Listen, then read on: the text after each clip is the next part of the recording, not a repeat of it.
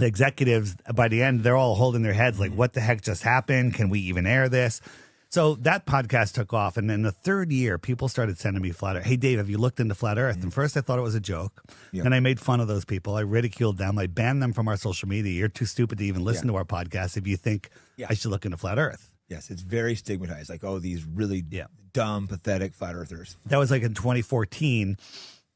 And then my friend Sophia Smallstorm, who had done 9/11 Mysteries and Unraveling Sandy Hook documentaries, who I trust a lot, she said, Dave, you got to look into this. And she sent me a couple videos to look. And I went into it not with an open mind. I went into it, I'm just going to debunk this and be done with it, right? And for 2 weeks, I could not sleep. I'm just looking, where's the curvature? Where's the rotation? Where's the boats over the horizons? Everything.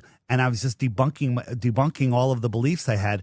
At the end of that 2 weeks, I'm like, the earth is not a ball. It's provable. And so I didn't want to talk about it on the podcast, but You felt like too embarrassed. I didn't want to, I'll be honest. We're gonna lose our audience. We had a growing